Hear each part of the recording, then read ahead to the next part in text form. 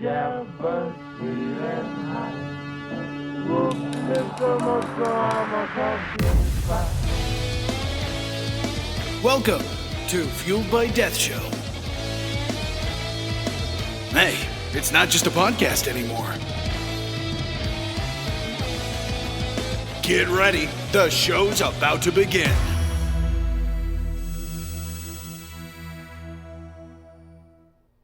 Hello! Woo! Welcome to Fueled by Death Show, everybody. Hello. Welcome back, Shannon. It's good to be back, Joof. Is it though? It is. You just came from the Emerald Isle. Is it good to be back in America? Yeah, I was very tired, Yeah. but I'd go back. All right. Well, we're gonna talk. I have questions. I have questions about your trip, I have answers. and we're gonna talk about I it a hope. little bit later in the show. For you guys just joining the show, welcome to everybody on Facebook Live, or if you're watching us on YouTube Live, or over on Twitch. Hello, hello, hello. I am the Incredible Jeff. I am the mother of content. Darn right, and we're back together again. Yay! And we have a hell of a show for you guys tonight. Lots of fun stuff. But we kick off every show by giving something away.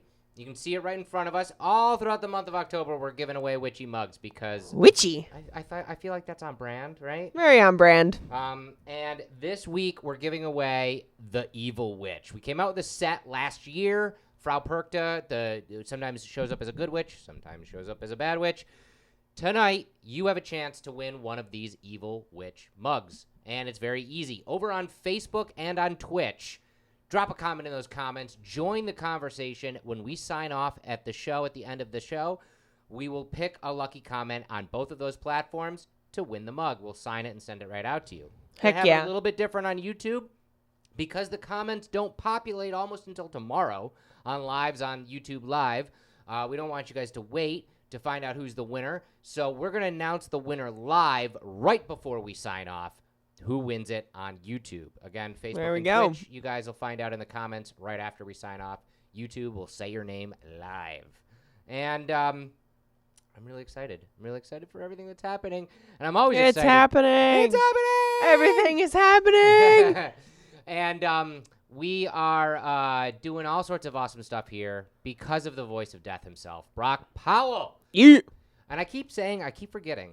For the longest time, he was at BrockVox on social media. Now he's at Brock Talks. Very similar. But look up Brock Interesting. Powell, and you'll be able to find him across all social media and BrockVox.com. He is an incredible voice actor, and he's doing so many cool things. In fact, if you are on the West Coast, you live in California, and you're near Universal Studios Hollywood, go to Universal Halloween Horror Nights. First of all, it's probably the coolest party ever to go to. You're at a theme park for a Halloween party. It sounds right? pretty cool. Sounds super fun. But this year's theme is Ghostbusters, and you get to go through the maze and get scared by a lot of the same stuff that happened in the movies. And they tapped some of the best voice talent to help them out, one of them being Brock Powell. And Brock Powell did some of the voices of the original Ghostbusters and also Slimer.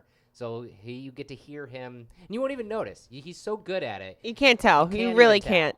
It's It so looks awesome. It's so awesome. So if you are on the West Coast in California near Universal Studios, go to that and take some pictures. Let me know. Maybe we should road trip. Road trip. Road trip. Road trip. I'd love to do that. Okay, so we mentioned this last week, but it felt hollow because you weren't here. But you guys are all watching the show, so you get something special just for watching the show. You get a discount code. Blam! Blam. Use the code Mother of Content for 12% off your order at deathwishcoffee.com. Stock up on some coffee or some merch we may or may not have coming out tomorrow. We may not have any merch coming out ever. No, that's not Ever. true. But I appreciate you shouting out my code even when I was across the ocean, Joof. It's picking up traction. It really is. Because it's the mother of all discount codes. It's the mother of all discount codes. 12% off your purchase at deathwishcoffee.com. As soon as you go to checkout, you'll see a little place to enter a code right there. All one word. Mother of content. Close enough. Right there. And Speaking of merchandise, we got some brand new reveals for you on the show tonight. Some stuff you've seen, some stuff you may have only heard about, and we'll get to that near the end of the show. I can't wait for you guys to see the sneak peek of this week's podcast guest, Elizabeth Streb from the Streb Extreme Action Dance Troupe. It was incredible. Extreme. It was extreme. And Yeah. It was incredible to see these guys in action, but also talk to Elizabeth, who created the entire program. You're going to meet this week's Death Star of the Week. But first, we're going to jump into science. And I want to preface this by saying I love you guys for loving this segment. We do science every single week, and we get the most comments, the most feedback about science because we talk a lot about space and archaeology and a lot of cool stuff that's happening. Well, for the next 3 shows, I thought it'd be really cool to do a 3-parter, which I'm deeming spooky science. Spooky science. Spooky science. And I felt like, how can I take the idea of our science segment, but make it Halloween-y? And I Halloween-y. took 3 iconic, basically, things that embody Halloween, and I'm going to break down the science between all of them. And part 1 starts right meow. Science! Welcome to Science This Week. This week kicks off part 1 of our 3-part spooky science series, where I'm going to delve into the science, the real science, behind some of the most iconic imagery surrounding my favorite holiday, Halloween. And we're going to start with probably the most famous monster out there, the monster. I'm, of course, talking about the abhorrent creation of Dr. Victor Frankenstein. Now, the novel Frankenstein was written by Mary Shelley in 1818, and popular culture is definitely to blame for the confusion you might have. The good doctor's name is Victor Frankenstein. The monster is just that, just the monster, not named Frankenstein, as pop culture would have us all believe. In the story itself, is always referred to as the creature, the monster, the fiend. But what real science of that day inspired Mary Shelley and her novel? There's a ton to unpack from Frankenstein. Its themes, its place in pop culture, its place in science fiction and horror, and bigger allegories than that, and we don't have the time to get into all of that. This will just be a fun glimpse into some of the science behind what Victor Frankenstein sets out to do and what really embodies the pile of body parts brought to life in the story. One man crazy, 3 very sane spectators. There were 2 prominent scientific advances that happened in the mid-1700s to the early 1800s that might have had a hand in inspiring Mary Shelley's work. The first was the discovery that sometimes it was possible to resuscitate someone who appeared dead from drowning. This was brand new in the mid-1700s. The second was the emerging field of electrophysiology. And this investigated how electricity affected the limbs and tissues in animals. So let's start with reviving the dead, specifically people who have drowned. This was especially linked to Mary Shelley and her mother, Mary Wollstonecraft. Now, Wollstonecraft was a writer, a philosopher, and a very prolific and passionate advocate for equal educational rights for men and women, but she also suffered from depression, and in 1795, she attempted to kill herself by throwing herself off a bridge into the Thames River in London. She wrote in her suicide note, "When you receive this, my burning head will be cold. I shall plunge into the Thames where there is the least chance of my being snatched from the death I seek." This was a very reasonable request, actually, because during the late 18th century, people started to realize that if you pulled someone from the water quickly and issued these brand new resuscitation techniques, they could sometimes be brought back from being apparently dead. And some of these techniques were precursors to what would become modern-day CPR, forcing air into victims' airways, performing chest compressions. But some of the techniques were not as effective and showed signs of the time, like administering bloodletting and also tobacco smoke enemas. Ugh. But more and more people were being successfully resuscitated all the time. And this actually created a widespread misunderstanding of this knowledge. People were now forced to deal with the idea that you could appear dead but still be alive. And maybe your life force was trapped and suspended inside of your body. That was incredibly scary. On a side note, a direct result of this fear led to the rise of what was called safety coffins, which allowed for someone who was still alive after burial to signal for their release by ringing a little bell. Oh yeah, and Mary Shelley's mom, Mary Wollstonecraft, she was fated to be one of these people who was saved. After jumping from the bridge, her unconscious body was pulled from the river and resuscitated using these brand new scientific techniques. She wrote after the fact, "I have only to lament that when the bitterness of death was past, I was inhumanly brought back to life and misery." She went on to live for another 2 years and published some more work, and she died 11 days after giving birth to her second child, Mary. Now, how about electrophysiology? You have to remember that while science knew about electricity and documented it, very little was actually known about the actual force itself. It wasn't actually until 1752 when Benjamin Franklin made his famous experiments with lightning and proved that electricity and lightning were one and the same. In 1781, a surgeon in Italy by the name of Luigi Galvani began experimenting with electricity on animals. While dissecting a frog near a static electricity machine, the frog's leg jumped from the charge transferred to the scalpel, as we all know, but Galvani did many more experiments, deducing that the electric charge must reside in the frog itself, and dubbed it animal electricity. This was widely accepted for many years. Italian physicist Alessandro Volta actually challenged this idea by saying that the frog was actually just a conductor, and the same result could be achieved with two different metals and chemicals. And in 1799, he created what he called the voltaic pile, or the voltaic stack, which used chemical reactions to produce electricity, and this would be the precursor to automotive lead-acid batteries and voltaic cells.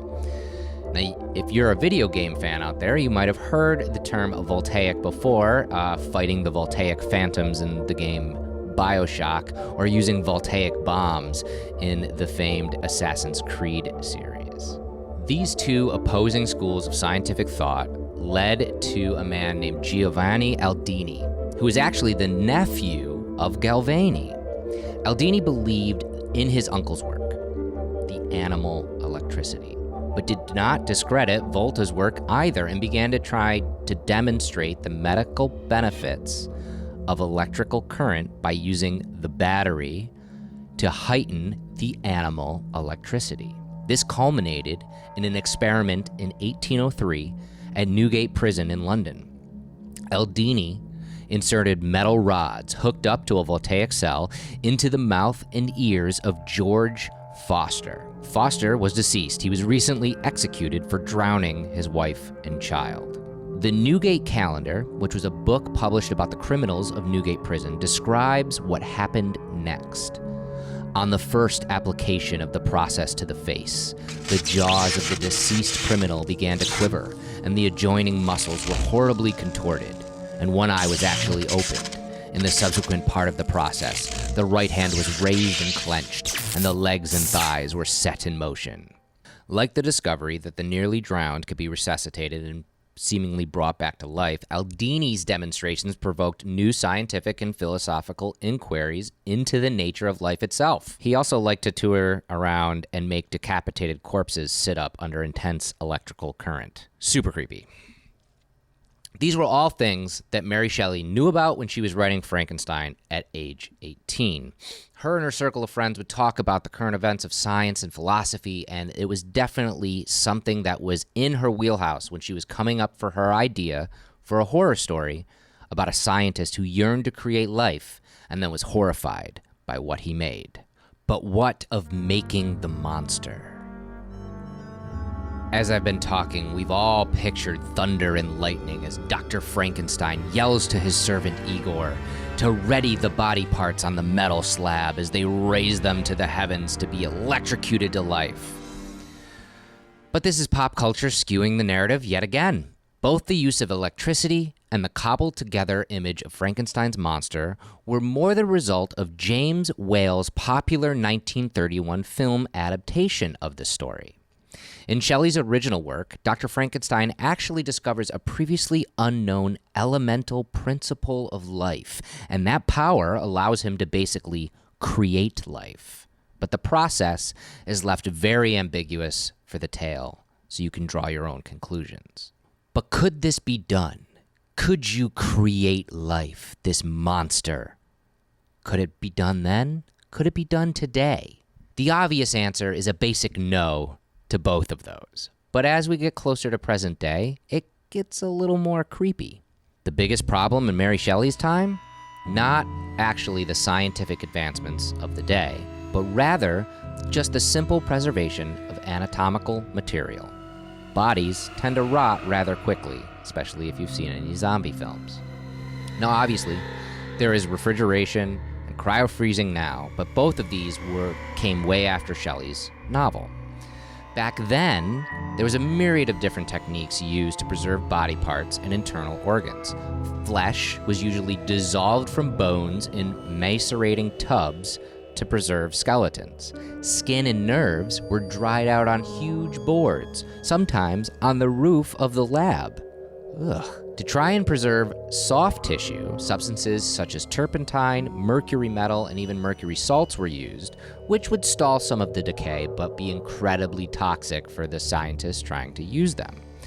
One of the most successful techniques for tissue preservation was actually alcohol.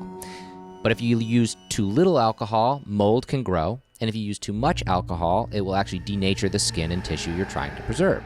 The optimum level of alcohol was actually found to be about the same as what was in whiskey. But could we make the monster today? Thanks to the American Association for the Advancement of Science, they released this wonderful graphic by Adolfo Aranz, and writer David Schultz breaks it all down. Let's look at this modern-day monster as we all play Dr. Frankenstein.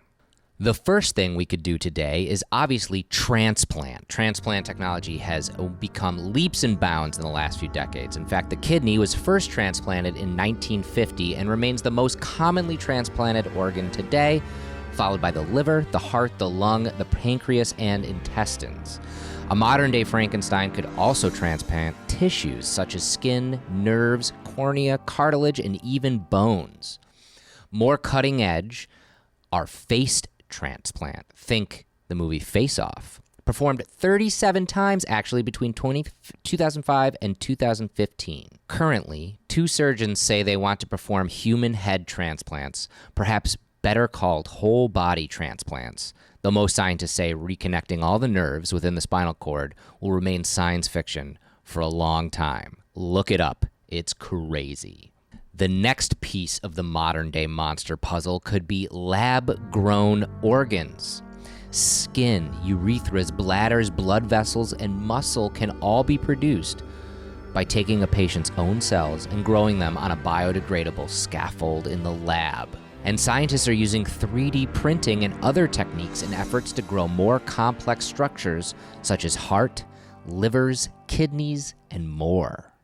Next, we move to mechanical parts. Think cyborgs.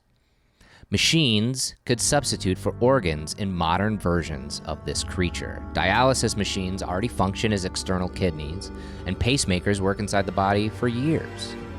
What's on the horizon might be fully artificial pancreas, eyes, and lungs. Organs such as the heart and lungs could be built to outperform natural ones, extending the limits of human performance. Could we be on the precipice of immortality? In that same vein, what about bionics? Robotic exoskeletons controlled with a remote are actually helping paraplegics regain control over their legs today. Missing limbs can be replaced by prosthetics, and the most advanced of which can directly read brain commands through electrodes placed on the skull. But even the best prosthetics of today can't simulate the unconscious adjustments that smooth out normal gestures. They still move more like Frankenstein's monster than Luke Skywalker. In the future, artificial limbs could learn to make some decisions on their own using cameras and algorithms to allow for smoother movements.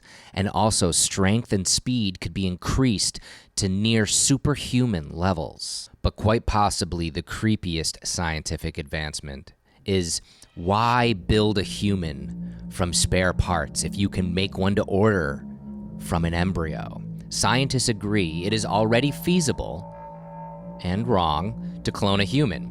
21st century Dr. Frankenstein might call on gene editing to eliminate diseases and endow the creature with specific qualities, including size, strength, and even hair color. Tweaking humans will get easier as scientists further unravel how our genes influence physical traits. One day, the creature could be grown in an artificial womb. Scientists warn that countless things could go wrong along the way, though, and you might end up with something monstrous, just as Frankenstein did. It's alive. Oh, it's alive. It's alive. It's alive. It's alive.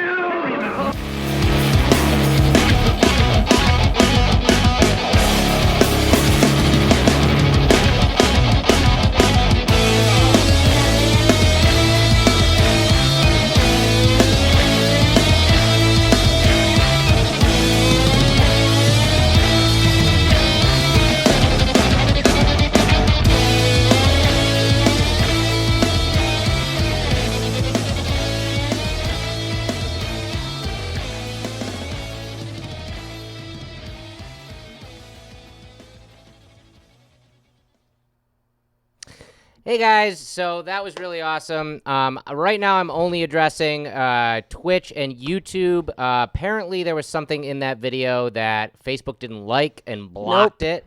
I don't know what it was. I was trying to be really careful with what I was using and putting all the proper stuff in there. But apparently, because Facebook sucks, they just decided to just block that feed. So what we're going to do is we're going to sign off here real quick. But we're going to come right back live on all three platforms because I don't want our Facebook audience to be missing out either. So if you guys are watching on YouTube and Twitch, we'll be Hang tight. Yeah, hang tight. We'll be right back. Just look for a brand new live feed in about 1 minute.